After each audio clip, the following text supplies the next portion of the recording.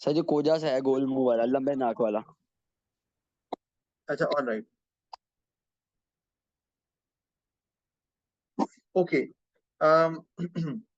तो सर जी जी, सर इसकी एक्सप्लेनेशन का कोई एक सर्टेन फॉर्मेट है? इसकी बिल्कुल है। वो फॉर्मेट, वो सर जो वो मैंने आपको आंसर भेजे हैं, वो बिल्कुल वो फॉर्मेट फॉलो किया जा रहा है उसमें, पीपीसी की डायग्राम में भी और डिमांड सप्लाई की डायग्राम में भी, उसको फॉलो कर लें बस, वो सेट पैटर्न है। अच्छा, तो अब आप जब इसको एक्सप्लेन करेंगे तो आपको 2 नंबर और मिल जाएंगे, यही आपको बताना था। अच्छा, तो समझ आ गई आपको कि एनालाइज वाले क्वेश्चन में 4 मार्क्स डायग्राम के होते हैं, 2 मार्क्स एक्सप्लेनेशन के होते हैं, ठीक है। और अगर एनालाइज में डायग्राम ना हो तो फिर 2 नंबर नॉलेज के, 4 नंबर एनालिसिस के, यानी कि 2 नंबर पॉइंट्स को मेंशन करना है 2 डिफरेंट पैराग्राफ में, और उनको जब आप डेवलप करोगे और 2 2 3 3 कनेक्शन बना के, तो आपको एनालिसिस के नंबर भी मिल जाएंगे। अच्छा, अब हम आगे आ जाते हैं फाइनल क्वेश्चन के ऊपर, जो कि है आपका डी पार्ट, 8 नंबर वाला क्वेश्चन। अच्छा, अब 8 नंबर वाले क्वेश्चन में डिस्कस आता है, आपको पता ही है, सारे क्वेश्चन में डिस्कस नजर आएगा। इसमें मार्क्स की डिस्ट्रीब्यूशन कैसे होती है, जरा ये सुन लें अब। इसमें ये होता है 2 नंबर नॉलेज की, ठीक है, और आपके एनालिसिस प्लस एवेल्युएशन, इसके नंबर होते हैं 6। ये याद रखना आपने। अब मैंने आपको इसमें बताया हुआ है कि आप इसमें क्या करें कि एटलीस्ट 3 पैराग्राफ जरूर बनाएं। आप इसमें 2 फेवर में बता सकते हैं, 1 अगेंस्ट बता सकते हैं, 1 फेवर में बता सकते हैं, 2 अगेंस्ट बता सकते हैं, ये आपकी मर्जी है। सर 2 फेवर 2 अगेंस्ट नहीं होते, ये 3 फेवर 3 अगेंस्ट? और नहीं भाई, नहीं आपको वही, भाई, मेरी बात फेवर एक सुनो ना। अगेंस्ट, एक फेवर 2 अगेंस्ट, हाँ, तो 3 लिखना इसलिए था ना सर? पॉइंट ज्यादा नहीं लिखने, आपको वही बता रहा हूँ, 3 फेवर 3 अगेंस्ट अगर आप कर देंगे तो इसका मतलब है नॉलेज के तो नंबर ही 2 हैं, पॉइंट ज्यादा लिख के क्या कर लोगे, इसलिए तीन अच्छा सर, पैराग्राफ 2 फेवर 2 अगेंस्ट तो कर सकते हैं ना? हाँ, ये कर सकते हैं, बिल्कुल कर सकते हैं। अगर आपको जी लगता है कि मैं आपको लगता है कि 1 फेवर का पॉइंट आपका उतना अच्छा नहीं है, तो आप 1 फेवर का पॉइंट और लिख दो, उसको अच्छा डेवलप कर दो। अच्छा, लेकिन सर अब रिक्वायरमेंट तो यही है ना कि एक अगेंस्ट और एक फेवर के अंदर साथ उनको एनालाइज करके एवेल्युएट करना है। हाँ, एक अगर आप फेवर में लिख रहे हो तो उसकी डेवलपमेंट कैसी होगी, बिल्कुल वैसे ही जैसे आप एनालाइज में करते हो, 2 2 3 3 कनेक्शन के साथ आपने एक पॉइंट को डेवलप करना है, जैसे मैंने आपसे शेयर भी किया हुआ है पेपर्स में। जब आपने अगेंस्ट जाना है तब भी ऐसे ही करना है, पॉइंट लिखा और फिर आपने, अच्छा, अब आपने एक बात ध्यान में रखना है कि डिस्कस वाले सवाल में स्टार्ट कैसे करना है। स्टार्ट आपने से करना है कि यहाँ लिखा ना कि government should impose a maximum price on food, D part में, तो आपने कहना है पहले कि अच्छा, अब शुड है तो आपने ना कभी भी विल का, वुड का वर्ड इस्तेमाल नहीं करना, क्योंकि ये हो भी सकता है, नहीं भी हो सकता। तो आपने माइट का वर्ड इस्तेमाल करना है, कैन का वर्ड, कुड, ठीक है। तो गवर्नमेंट माइट इम्पोज या सॉरी, यहाँ तो शुड ही बनता है, government should impose a maximum price on food because, और आगे आपने फेवर में एक पॉइंट लिखा और उसको डेवलप कर लिया। फिर अगले पैराग्राफ में कि however government should not impose a maximum price, ये भी लिखा, यानी कि बार बार क्वेश्चन की स्टेटमेंट को एड्रेस करना है, किसमें, डी वाले पार्ट में, कि मैं अब शुड नॉट बता रहा हूं, अब मैं शुड बता रहा हूं, ये शुड नॉट बता दिया, खत्म हो गया। फिर आपने अगर दोबारा एक फेवर में बताना है तो फिर आप बता सकते हैं शुड। बेहतर है कि 2 पहले आपने शुड के बता दिए और शुड नॉट का आपने बाद में बताया, लेकिन स्टार्ट आपने क्वेश्चन की स्टेटमेंट से ही करना है, ये याद रखना है आपने, क्योंकि एनालिसिस और वैल्यूएशन के 6 नंबर है, और मैंने बताया भी हुआ है कि वैल्यूएशन में क्वेश्चन की स्टेटमेंट को एड्रेस करते हैं। अच्छा, अब सर इसमें एंड पे ओपिनियन तो नहीं ना देना अपना? ये भी आपने अच्छा सवाल किया, मैं भी जवाब देता हूँ। ये एक सवाल आया इनका ही, आर्यन का शायद, सर अगर हम 2 एडवांटेज और 1 डिसएडवांटेज लिख दें तो अगर एक गलत हो तो मार्क्स मिल जाएंगे। मैंने आपको बताया, आप अगर 3 पॉइंट्स 4 भी लिख देते हो तो फाइन, बिल्कुल मिल सकते हैं, लेकिन 3 3 लिखोगे तो उसका कोई फायदा भी नहीं है, एग्जामिनर ने पढ़ने भी नहीं। अच्छा, तो बिल्कुल ऐसा। दूसरी बात, ये एक बहुत बड़ा सवाल है जो करते सही हैं क्या सर। नाम जो, सही जो डी पार्ट में है कि क्या नाम, उनको मैक्सिमम प्राइस सेट करनी चाहिए क्या नहीं, इसके अंदर हम वो सोर्स सोर्स का दे सकते हैं कि क्या नाम उनके ज्यादा लोग मोटे हैं? उनके ज्यादा लोग, हाँ, अच्छा, ये बहुत अच्छा अच्छी मतलब बात हम की उसको आपने। रेफर कर सकते हैं केस स्टडी से। मैं आपको बताता हूँ, देखो, पता क्या है, आप केस स्टडी तो रेफर कर सकते हैं, लेकिन आपने जब अपना पॉइंट बताना है ना कि ये शुड है या शुड नॉट है, तो आप अपने पास से सिनेरियो बता सकते हो, वो अनसर्टेनिटी बता सकते हो कि अगर लोग मोटे हैं तो फिर मैक्सिमम प्राइस अगर आप फूड पे लगा रहे हैं तो ये नुकसानदेह है, क्योंकि मैक्सिमम प्राइस का मतलब है कि आप कह रहे हैं इससे ज्यादा प्राइस नहीं करनी, तो आप तो फिर तो लोग ज्यादा लेंगे, क्योंकि प्राइस नहीं बढ़ेगी, ज्यादा लेंगे तो वहां ओबेसिटी हो रही है, लोग मोटे हैं, तो उससे तो सेहत खराब होगी, गवर्नमेंट को मेडिकल फैसिलिटी पे ज्यादा खर्च करना पड़ जाएगा, उसमें अपॉर्चुनिटी कॉस्ट है, जहां गवर्नमेंट ने एजुकेशन पे खर्च करना था, इंफ्रास्ट्रक्चर पे करना था, वो नहीं कर पाएगी। तो बिल्कुल ऐसे हो सकता है, यानी कि आप 8 वाले क्वेश्चन में खसूसी तौर पर, बल्कि एनालाइज वाले में भी कर सकते हैं कि आप कोई अपने पास से सिनेरियो एज्यूम कर सकते हो, सिचुएशन एज्यूम कर सकते हो, बना सकते हो, जैसे अभी कहा भी एक बच्चे ने, तो बिल्कुल ऐसे हो सकता है। और ये 8 वाले में, ताकि आपके लिए आसान हो जाए उसका दोनों साइड बताना। अच्छा, ये आपको समझ आ गई। सर ये इसमें सवाल अली के लिए था? जी, रहने दे सर, रहने दे। अच्छा, ओके, ऑल राइट। अब आपको समझ आ गई कि सवाल को। अच्छा, अब एक सवाल जो रह गया, जो अभी ताहा ने किया था कि सर इसमें कंक्लूजन देना है, क्योंकि बिजनेस स्टडीज में हम कंक्लूजन देते होते हैं, ठीक है, वो हम 12 वाले में भी और 6 वाले में भी, P1 P2 दोनों में। इकोनॉमिक्स में कंक्लूजन की जरूरत नहीं होती, क्योंकि इवैल्यूएशन के जब आप दूसरी साइड पे जाते हैं ना, तो आपको ऑटोमेटिकली मार्क्स मिल जाते हैं। अच्छा, अब एक आपको मैं और बात बताता जाऊं, 8 वाले क्वेश्चन में अगर कोई बच्चा ये करता है कि वन साइड लिखता है, मैं यहां बता देता हूं आपको, चले, अगर 8 वाले क्वेश्चन में बच्चा जो है वो वन साइडेड आंसर लिख देता है, तो उसको मैक्सिमम 4 मार्क्स ही मिलेंगे। One sided answer. अच्छा, वन साइड आंसर का मतलब है कि तस्वीर का एक ही रुख, अब उसमें वो 1 पॉइंट लिखे, 2 लिखे, 3 लिखे, 4 लिखे, जो कि नहीं लिखने, लेकिन लिख देता है और कहे जो मैंने यार एक ही साइड आती थी, मैंने 4 छाप दिए हैं, अब नंबर मिल जाएंगे। तो नंबर 8 में से कितने मिलेंगे? 5/8, 5/8, याद रखना है, सर जी बड़े नंबर है। बड़े नंबर है, वही कह रहा हूं। और जब आप दूसरी साइड बताते हैं, अगर वो 2 साइडेड है, अच्छा अब मैं ये बात ध्यान में रखनी है, 2 साइडेड है तो आपको नंबर मिल सकते हैं 6, 7 या 8।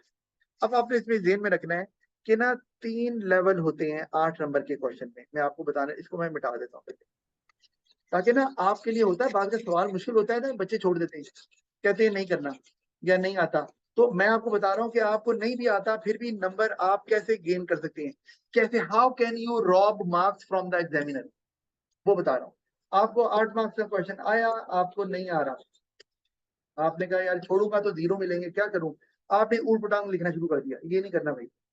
आपने क्या करना है, 8 मार्क्स के क्वेश्चन में 3 लेवल होते हैं, लेवल 1, लेवल 2, या आपको ना कोई नहीं बताएगा, लेवल 3। अब आपने ये ध्यान में रखना है, लेवल 1 क्या कहता है, लेवल 1 कहता है भाईजान नॉलेज शो कर दो, आप लेवल 1 पे पहुंच जाओगे। लेवल 1 के नंबर कितने होते हैं? लेवल 1 के नंबर होते हैं 1 से 2। मतलब अगर आपने अच्छी नॉलेज शो की हुई है, यानी कि डिफाइन कर दिया आपने, आपको कुछ नहीं आता, आप फारग हैं, आपने डिफाइन कर दिया, टर्म्स को डिफाइन कर दें, आपको नॉलेज के नंबर मिल जाएंगे 2, अगर आप पे कुछ नहीं आता, वरना तो आप पॉइंट लिख ही रहे हैं ना, तो आपको 2 नंबर भी मिल सकते हैं, जो भी टर्म वहां पर लिखी हुई है उसको डिफाइन कर दें। अच्छा, लेवल 2 क्या है? लेवल 2 ये है कि आपका आंसर या तो वन साइडेड है या वो 2 साइडेड है, लेकिन 2 sided with limited development, with limited development, ठीक है जी। अच्छा, ये है, सर ये आपने, जरा रिपीट करिएगा। रिपीट ही कर रहा हूं, आपने सिर्फ एक ही साइड लिखी, एक ही साइड लिखी है, आपको आती नहीं है दूसरी साइड, ठीक है, आपने 1 पॉइंट लिख दिया, 2 लिखे, फिर 2 लिख दें, आपको अगर एक ही आती है तो आपके नंबर जो है वो आते हैं 3 से लेके 5 तक। क्यों? बाकी 2 कहां गए? वो 2 नॉलेज में ले लिए ना आपने, नॉलेज के 2 नंबर ले लिए, लेवल 1 हो गया। अब आपने एक साइड लिख दी, उसमें 2 पॉइंट लिख दिए, डेवलप कर दिए, जितने मर्जी अच्छे डेवलप कर दें, आपने 1 साइड लिखी, बहुत अच्छे डेवलप किए, ठीक है, तो नंबर आपके, और 2 पॉइंट लिख दिए आपने, तो आपके 5 नंबर आ सकते हैं। बहुत अच्छे नहीं किए तो फिर 3 भी आ सकते हैं, 4 भी आ सकते हैं। ये लेवल जी 2 सर जरूर है। आपको क्लास में ऐड कर लें, वो मैसेज कर रहा है बार बार। इसको सर आप खोकर। जरियाब बुकर खोकर का को कोई, जरियाब खोकर का कोई नाम नहीं आ रहा मेरे सामने।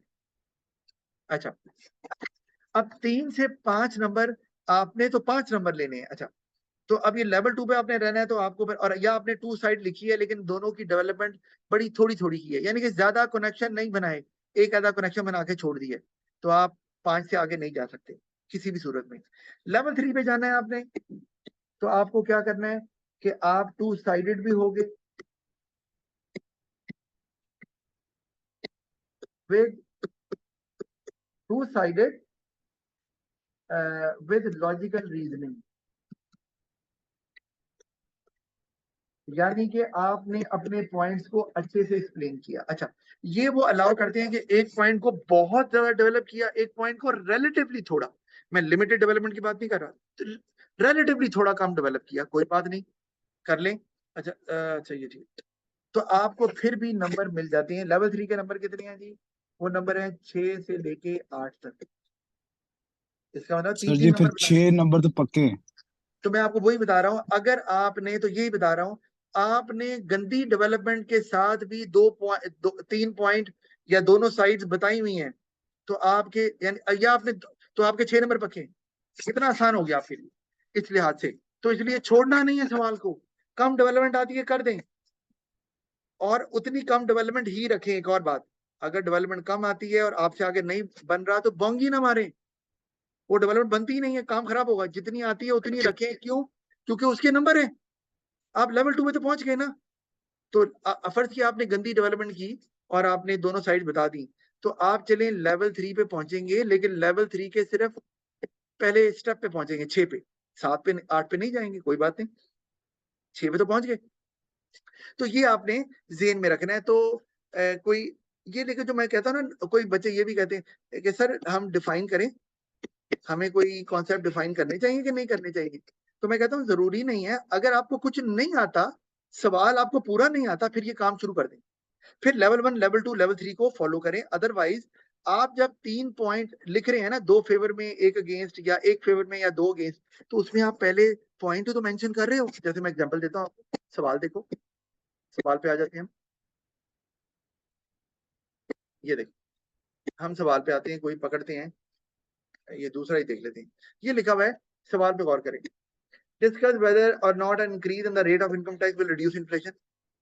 तो आपने, हमने क्या कहेंगे, हम कहेंगे रेट ऑफ, अब यहाँ विल नहीं कहना आपने, यहाँ विल जरूर लिखा हुआ है, आपने विल का इस्तेमाल नहीं करना, क्योंकि आपने तो दोनों साइड बतानी है। विल का तो मतलब जरूर यही होगा, हर दफा यही होगा, ऐसा तो नहीं होना। आप लिखेंगे increase in rate of income tax might reduce inflation. क्या वर्ड आया? माइट। माइट का मतलब हो भी सकता है, माइट रिड्यूस इन्फ्लेशन। क्यों? आप बताएंगे because higher income tax would reduce disposable income. ये क्या है? Higher income tax would reduce knowledge. तो नॉलेज तो आप शो कर रहे हैं पहले।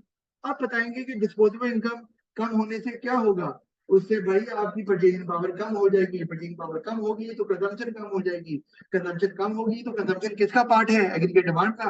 एग्रीगेट डिमांड कम हो जाएगी, और एग्रीगेट डिमांड कम होने से प्राइसेस पे डाउनवर्ड प्रेशर पड़ेगा और इन्फ्लेशन कम हो जाएगी। ये मैंने आगे करेक्शन। तो आप तो नॉलेज शो कर रहे हैं, साथ साथ डिफाइन करना चाहे तो कोई बुरी बात नहीं है, आप डिफाइन कर सकते हैं, नो प्रॉब्लम, लेकिन आप जब पॉइंट मेंशन कर रहे हैं तो वो भी नॉलेज ही है। अच्छा, अब एक बात और, कई बच्चे ना रिड्यूस इन्फ्लेशन में कुछ कंफ्यूज हो जाते हैं, वो बता ही जाते हैं, अच्छा वो इनकम टैक्स ज्यादा होगा तो डिस्पोजेबल इनकम कम हो जाएगी, कंजम्पशन कम होगी तो प्राइसेस गिर जाएंगी। गलत। इन्फ्लेशन कम होने का मतलब प्राइस कम होना नहीं है। आप कहेंगे, ये कह सकते हो, ये मैंने इसलिए आपको आंसर शेयर किए हैं, आप ये कह सकते हो कि it will have a downward pressure on prices.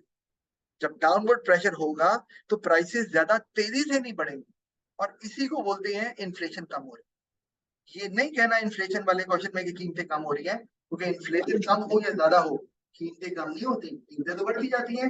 हाँ, कभी आहिस्ता आहिस्ता बढ़ती हैं, अगर कम इन्फ्लेशन है, अगर हाई इन्फ्लेशन है तो ज्यादा तेजी से बढ़ती है। तो ये बात आपने जेन में रखनी है।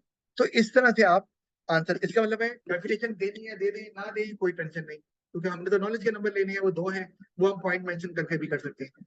फिर दोनों साइड लिखनी है, ठीक है, दो फेवर में कर दें, एक अगेंस्ट कर दें, एक फेवर में कर दें, दो अगेंस्ट कर दें, लेकिन उनको सही से डेवलप करना है, ज्यादा कनेक्शन बना के, जिस तरह सी पार्ट में करते हैं 6 मार्क्स के क्वेश्चन। चौथी बात, एंड पे कंक्लूजन बिल्कुल नहीं देना, बल्कि कई क्वेश्चन का तो कंक्लूजन होता ही नहीं है। एवेल्यूएशन के नंबर आपको फौरन मिल जाएंगे जैसे ही आप दूसरी साइड पे जाओगे। याद रखना, एवेल्यूएशन क्या होती है इकोनॉमिक्स में, जब आप दूसरी साइड पे जाओगे तो आप जाओगे तो एवेल्यूएशन के नंबर खुद ही मिलना शुरू हो जाएंगे। तो फाइनल वर्डिक्ट आपको देने की जरूरत नहीं है, कंक्लूजन देने की जरूरत नहीं होती। अच्छा हाँ, एक ए लेवल इकोनॉमिक्स अगर आप रख लोगे तो वहां जरूरत होती है या नहीं होती। अच्छा, ये बात हमारी हो गई, ये भी खत्म पूरी। अच्छा, मैंने आपको सारा बता दिया अच्छे से, और मैं जल्दी से आपको अपना ये 5वें क्वेश्चन में चले जाता हूँ, ये वाला, और रिपीट कर देता हूँ। वेजेस में जब डिफाइन वाला क्वेश्चन आता है तो 2 नंबर नॉलेज के होते हैं, आपको डिफाइन करना है। एक्सप्लेन वाला क्वेश्चन आता है तो 2 नंबर नॉलेज के होते हैं और 2 नंबर एनालिसिस के। 2 ही पॉइंट लिखने हैं, लेकिन दोनों को डेवलप करना है, कम एक एक कनेक्शन बनाना है, वो नहीं भूलना। सारी नॉलेज छोड़ करके क्वेश्चन की स्टेटमेंट को रिपीट नहीं कर देना। फिर एनालाइज वाला सवाल आता है तो वो भी आपको मैंने बता दिया कि उसमें 2 नंबर नॉलेज के होते हैं और 4 नंबर एनालिसिस के होते हैं। तो इसमें भी 2 ही पैराग्राफ बनाने हैं, नॉलेज शो करना है पहले और फिर उसको डेवलप करना है, लेकिन 2 या 2 से ज्यादा कनेक्शन बनाने हैं फॉर ईच पॉइंट, याद रखना है, अच्छे से डेवलप करना है। और अगर डिस्कस वाला सवाल आता है तो वो तो हमने डिस्कस कर ही लिया है कि उसको कैसे अटेम्प्ट करना है। मैंने वो भी बता दिया है कि अगर सवाल नहीं आता तो आपने लेवल 1 2 3 पे कैसे जाना है, वो हमने यहाँ डिस्कस किया है। और सवाल आता है तो फिर तो कोई टेंशन ही नहीं है, क्योंकि यह तो मैं बता रहा हूँ ना कि आप लेवल 1 पे कैसे जाओगे, 2 पे कैसे जाओगे। भाई अगर आपको पूरा क्वेश्चन आता है तो आप तो डायरेक्ट लेवल 3 पे ही हो। ठीक है, अब आपके सर लेवल 3 पे जाने के लिए लेवल 1 और 2 करना पड़ता है? बिल्कुल नहीं करना पड़ता। जब आप लेवल 3 पे जा रहे हो, दो फेवर में भी लिख रहे हो, अगेंस्ट भी लिख रहे हो, पहले आप नॉलेज भी शो कर रहे हो, डेवलप भी कर रहे हो, तो लेवल 1 और 2 जो है ना, दे आर एज्यूम्ड, एग्जामिनर इनको एज्यूम करता है कि आपने ये पार कर लिया। जैसे कि आपने घर की सीढ़ियां आपने चढ़नी है तो कोई 20 स्टेप्स हैं, आप ना 18वें स्टेप पे हो, मैंने नीचे से देखा तो मैंने एज्यूम करूंगा ना कि आपने दूसरा तीसरा चौथा स्टेप पार कर लिया, ऑफ कोर्स तभी आप पहुंचे हो 18वें स्टेप पे, ऑफ कोर्स। तो ये उसी तरह ही है। लेकिन ये जो मैंने आपको बताया वो था कि जो लेवल 3 पे पहुंच नहीं सकता या लेवल 3 पूरा अचीव नहीं कर सकता, 8 नंबर पे नहीं जा सकता, तो उसके लिए मैंने बताया है कि वो लेवल 1 और 2 को ही पकड़ ले, कम से कम नंबर तो मिलेंगे, ये उनके लिए। ठीक है, तो अगर आप डिफाइन भी करते हैं टर्म्स को तो कोई बुरी बात नहीं है, वो कर सकते हैं, कोई हर्ज नहीं है उसके अंदर। जी, तो ये मैंने, अच्छा 2 बंदे अली हैदर भी शायद बाहर ही थे। अच्छा, ये मेरी बात हो गई खत्म। अब आपका कोई क्वेश्चन है तो जरूर पूछ लें।